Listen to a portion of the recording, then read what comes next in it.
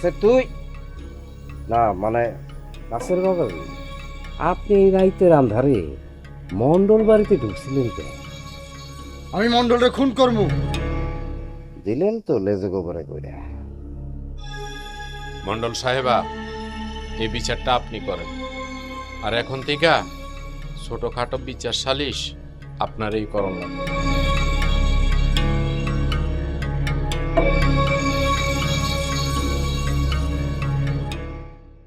বিশু, বাঘা, ওনারা থানায় নিয়ে যাও।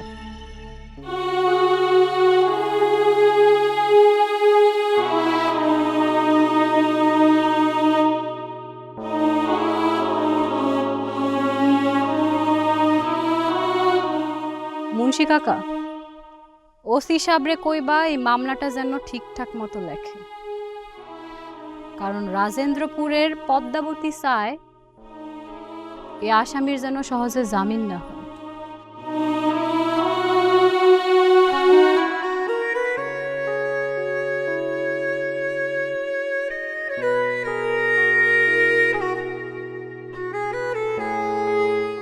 নে, নিজের ভাইরে পুলিশে দিলেন? আপন জনদের বাঁচাইতে মাঝে মাঝে মানুষের অনেক কঠোর হইতে হয়। নাসের ভাই কি আপনার আপন কেউ না? ওইসব তুমি বুঝবা না রতন।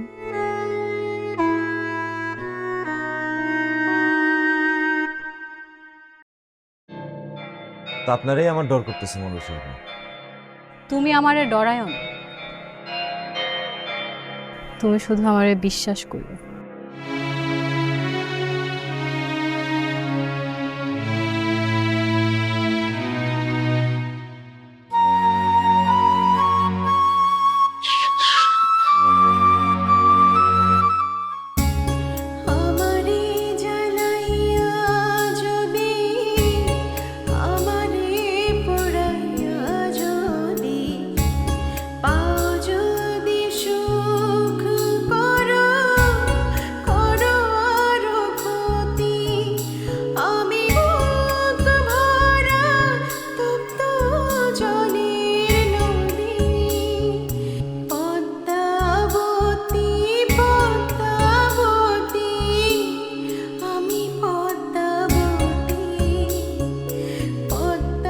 কেউ তারে ফুল ভাবে, কেউ ভাবে নদী।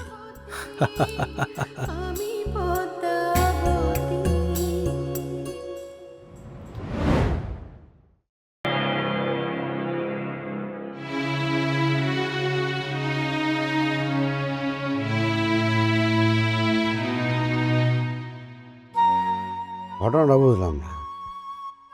পদ্ম তার নিজের বাইরে জেলে পাঠাইলো। যে বাইরে তার নিজের চাইতে বেশি ভালোবাসে, পদ্ম তারই জেলে পাঠাইছে। এইসব পদ্ম রাজনীতি ও নয়া চাল দিচ্ছে। এত বড় চাল দেওয়ার মতন বুদ্ধি কি পদ্মা রয়েছে? ও আরো বড় চাল চালার বুদ্ধি রাখে। নাসির একা একা মন্ডল বাড়িতে হামলা করতে দেবো কা? এটা তো আমারও বুঝে আসতেছে না কাকা। আমার মনে হয় পদ্মরে দেখতে। চুপ কর ব্যাক কর। ভাই বোনেরা আমার বাসার সাথে চোরের মতন পলায় দিতে যায়, এটা কি হয়? তার উপর নাসের নিজেই স্বীকার করছে ও আব্বারে খুন করতে গেছে। ওইটা তো রাগের কথা। পোলা পান রাগ নিয়ন্ত্রণ করতে পারে না। মেম্বার কাকা, ঘটনা বেশি বাইরে যাওয়ার আগে বাইরে বাইর করার ব্যবস্থা করেন, নাইলে কিন্তু সব হাতছাড়া হয়ে যাব। হ, এটা ছাড়া আমার কোনো উপায় নাই।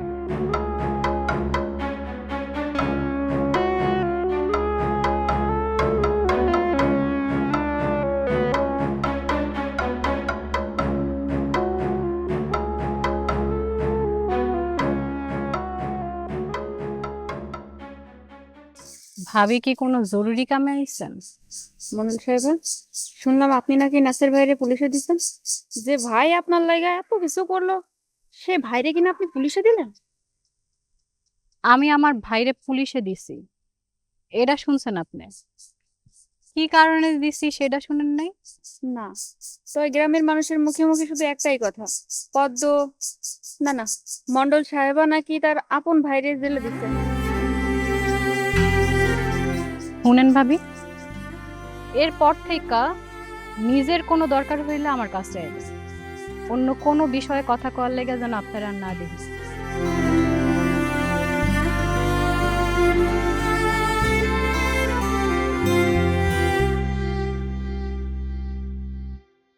মুন্সি,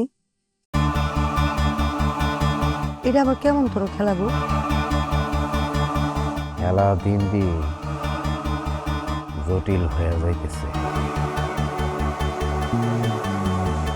তোমার মুখ দেখে তো মনে হইতেছে খেলা তোমার হাতের থেকে ফসকে গেছে। তুই কর মাতারি, তোর ঘরে যে একটা আস্ত টাইম বাবা আসলো, তুই একটু টেরও পাইলি না? আমি না হয় টের পাইনি, আমি পাইছি এনে কয়দিন। আরো ও তো ছোটবেলা থেকে তোমার চোখের সামনে এত বড় হয়েছে, তুমি কেমন টের পাইলা না? আগে যদি জানতাম গ্রামের একটা মায়ার মাথায় এত বুদ্ধি, তাহলে এই মায়ার আমি কোনোদিনও মন্ডল বাড়ির বউ হইতে পারতাম না। সর্বনাশ হয়ে গেছে। সে মাইয়া তার আপন ভাইরে পুলিশের হাতে দিতে কোনো কার্পণ্য করে না, সে আমাকে কল্লা কাটতে 1 সেকেন্ডও সময় নিবে। এদিকে আমি না বুঝা কি অবমাননা করছি পদ্মরে। আল্লাহ, এখন আমার কি হবে আল্লাহ? চুপ কর ফকিন্নির পুত। ও চুপ করলে কি হইব? আঙ্গ সবার মাথার উপর থেকে কি বিপদ ছড়ে যাইব? বিপদ শুধু তো একার না, বিপদ গোটা রাজেন্দ্রপুরের উপরে আসতেছে। কি কও মুন্সি? আমি ভয়ঙ্কর বিপদের সংকেত পাইতেছি রে রাজিয়া। এই মাইয়া কোনো সাধারণ মাইয়া না, এই মায়া গোটা রাজেন্দ্রপুরের রক্ত খাইয়া তারপর দম নিবে। এই মাইয়ার উপরেও এই গোটা রাজেন্দ্রপুর কম অন্যায় করে নাই। বিপদ, ভয়ঙ্কর বিপদের আশঙ্কাকে দেখতেছি। বিপদ।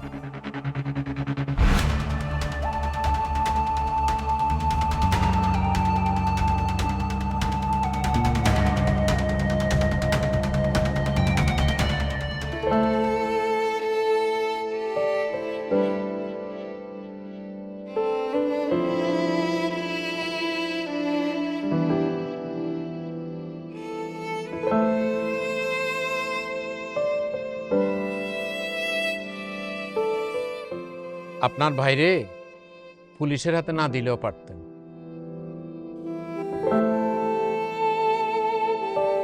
সে আমার পরম আত্মীয়, আপনি তারে সাধারণ ক্ষমা করলে আমি অখুশি হইতাম না।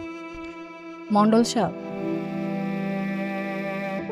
দূরের মানুষের বড় অপরাধ ক্ষমা করা যায়, কিন্তু কাছের মানুষের ছোট অপরাধও ক্ষমা করা যায় না, কারণ তারা বারবার অপরাধ করার সুযোগ পায়। না না মন্ডল সাহেবা, নাসের ভাই লোক খারাপ না, মনের ভুলে একটা অন্যায় কইরা ফেলাইছে, তারে আপনি ক্ষমা কইরা দেন। শুনেন মন্ডল সাহেব, সে যদি আমারে খুন করত তাহলে আমার একটুও দুঃখ লাগতো না, কারণ সে আমার ভাই। কিন্তু সে আপনারে খুন করতে আইছে, এইটা আমি মন্ডল বাড়ির বউ হইয়া ক্ষমা করতে পারি না। আপনি আমারে ক্ষমা করে দিন।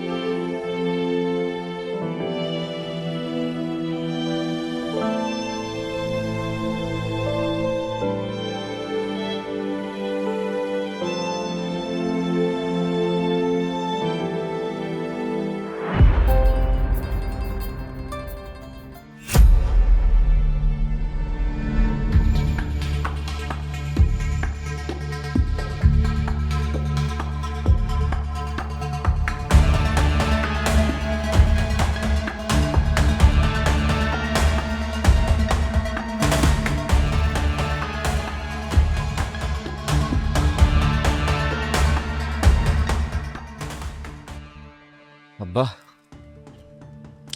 কি এমন কথা কইবা যেটা ফোনে কইতে পারো নাই? আর সকালেও তো কইতে পারতা। বাপ, তুই আর রাতের বেলা মন্ডল বাড়িতে থাকিস না। কেন আব্বা কি হয়েছে? আরে বাপ, সব কথা তো আমি তোরে কইতে পারুম না। বাপ, তুই আমার কথা মানবি না? আব্বা, মন্ডল সাহেবের কথা অমান্য করাটা কি ঠিক হইব? ওই মন্ডল সাহেব একটা না থাক। আচ্ছা, মন্ডল সাহেব কি তোরে উল্টা পাল্টা কিছু কয়? আব্বা, তুমি কি কইতে চাইতেছো না কইতে চাইতেছো এটা ঠিক মতো বুঝায় না কইলে আমি কেমনে বুঝুম? ওরে বাপরে, আমি তো তোরে এত কিছু বুঝাইতে পারুম না। তুই ছাড়া এই দুনিয়াতে আমার আপন কেউ নাই। তুই সাবধানে থাকিস।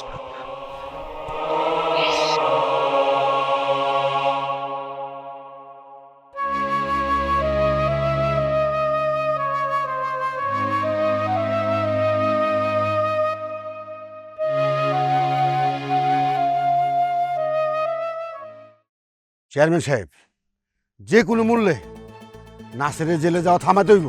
পাগল হইছো মেম্বার, হ্যাঁ পাগল হইছো? মন্ডল সাহেব আর নিজেই মামলার বাদী। চেয়ারম্যান সাহেব, ওই মাতারি না মানে ওই মন্ডল সাহেব তো সব কলকাঠি নাড়তাছে। চুপ থাকো। আমি সব জানি। চেয়ারম্যান আমি এমনি এমনি হই নাই।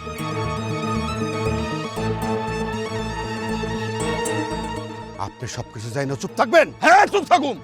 এখন কিছু করা যাবে না। আপাতত মনির জামিনটা হোক, তারপর নাসিরের মামলা আমি দেখুন। তারপরও চেয়ারম্যান সাহেব, যাতে মামলাটা হালকা হয় আপনি তদবিরটা করেন। আর ওর যদি জেল থেকে বের করতে না পারি, তাহলে খেলা তো আমাকে হাতাইব না।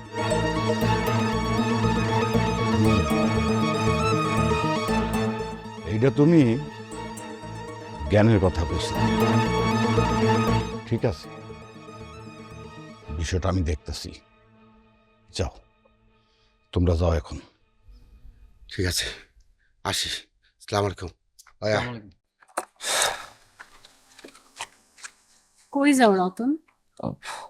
ওই মন্ডল সাহেব একটু ইটের ভাটায় যাইতে কইছে। ঠিক আছে, যাও।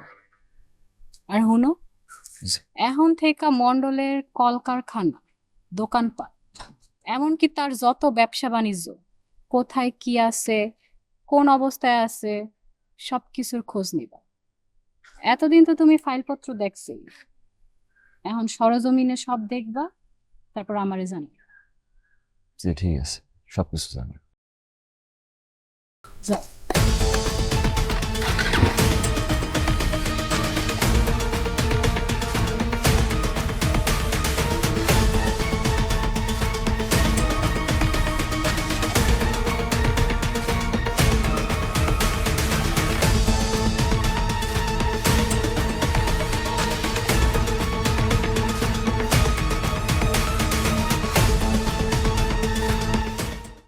মুন্সি এমন দেখাইতেছে কেন? মানে কেমন দেখাইতেছে মন্ডল সাহেব? এই যে তোমাকে কেমন কেমন লাগতেছে, ইদানিং কাব্যিক কোনো কথাবার্তা নাই, কোথাও কোনো আকাম বাজাইছে নাকি? না না, এমন কিছু না। আচ্ছা, আপনি শাহপুর যাবেন কবে? সাভারের লোকজন তো আপনি যাবেন শুইলা আনন্দে আত্মহারা। জামো জামো। কবে যাইবেন? আমি চিন্তা করতেছি তোমার কথাই ঠিক। যে তুমি না বললা বাড়িতে বড় পোলার আগে ছোট পোলারে বিয়ে করাইলে মানুষে মন্দ বলবে? ও আমি তো। আচ্ছা, আমি এখন কি করব? আপাতত শাহপুর যাবো না, পোলা করে নিয়া আমার এখন আর ডর নাই। আলহামদুলিল্লাহ। আচ্ছা, আপনি কেমনে নিশ্চিত হলেন মানে ডর নাই যে? আচ্ছা মুন্সি, মন্ডল সাহেবারে তোমার কেমন মনে হয়? এইটা কেমন প্রশ্ন করলেন মন্ডল সাহেব? সে আমার মন জয় করে নিছে, তার সরলতা আমার মুগ্ধ করছে। সে যেমন সরল তেমনই বুদ্ধিমতী। মাশাআল্লাহ। সে আমার পোলা করে সামাল দিয়া ফেলাইব। পোলা করে নিয়া এখন আর আমার কোনো চিন্তা নাই।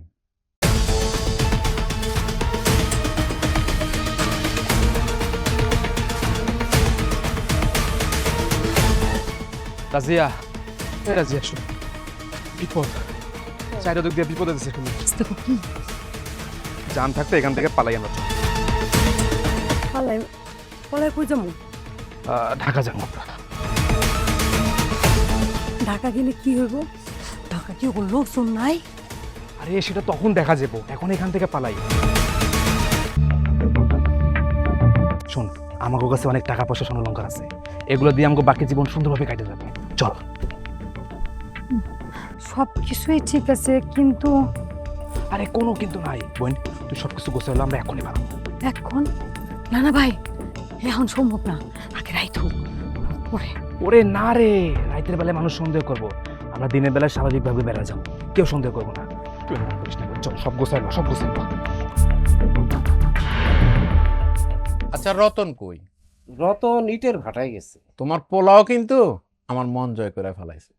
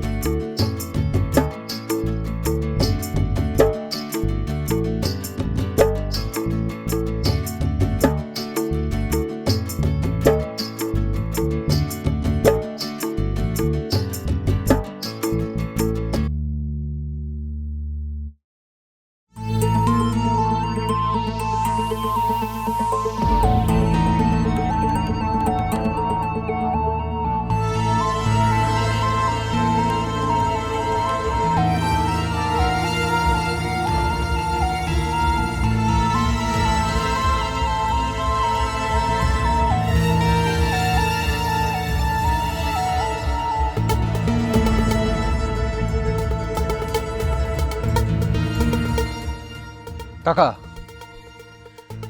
মুন্সির পোলারে আব্বাই সব দায়িত্ব বুঝাই দিতেছে।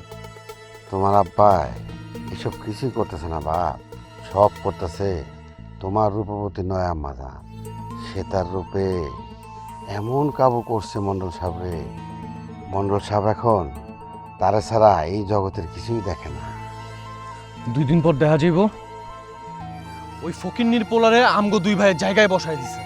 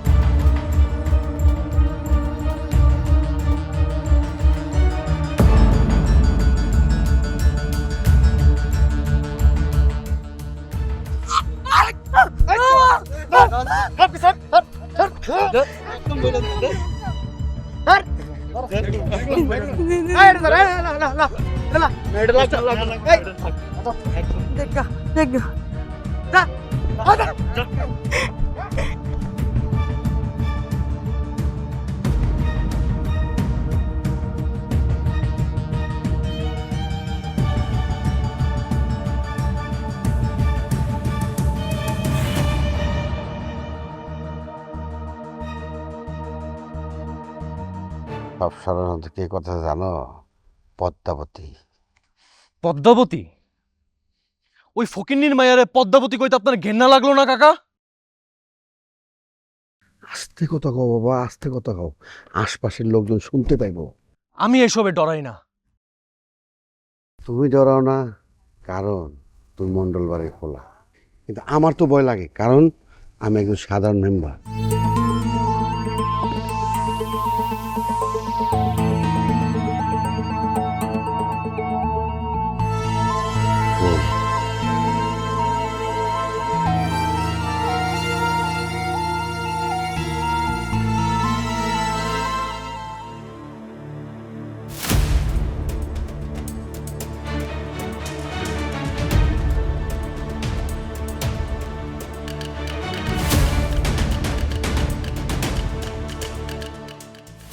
বস, এই যে টাকা পয়সা শূন্য গয়না সব আছে বস।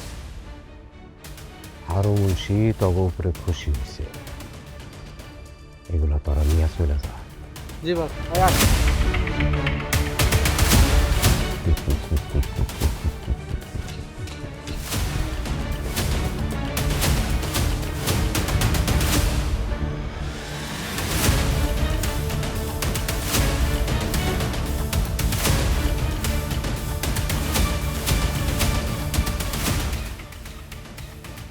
ভাইজান,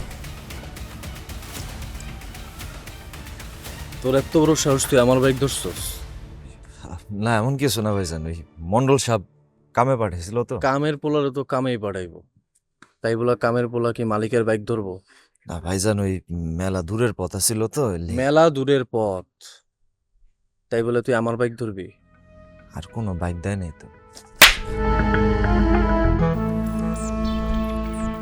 ফকিন্নির পোলা কয় কি? তোর বাপ 40 বছর ধরে আমাকে পায়ে হাইটা গোলামি করতেছে, আর তুই?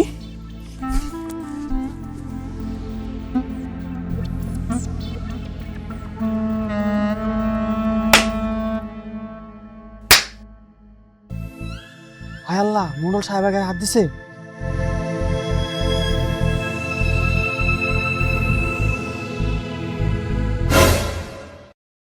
আরে মন্ডলের ছোটবেলা কাম ছেড়ে ফেলাইছি, মন্ডলের মেলা হয়েছে। রাজিয়া, আমরা কি এখানে কামলা খাটতে আইছি? আমরা আইছি একটা মিশনে, মিশন শেষ করে টাকা পয়সা নিয়ে আমরা জামুগা, কিন্তু এখানে আইসা দেখি আমাকে জান যায় যায় অবস্থা। বাপ হিসেবে কি করছো তুমি? একটা ফকিন্নির মাইয়ার আমার মা বানাইছো তুমি। একদম চুপ। আমারই কিন্তু আপনি লাই দিছেন। ওরে আমার ছোট্ট খরগোশটা,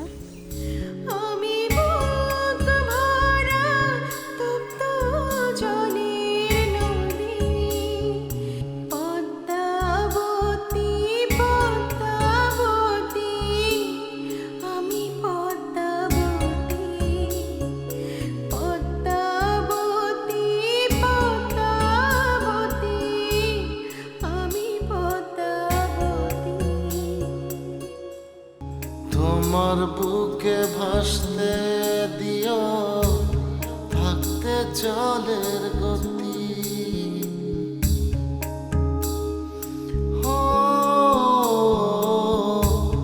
তোমার বুকে ভাসতে দিও থাকতে জলের গতি, আমি কুলহারা নবীন মাঝি,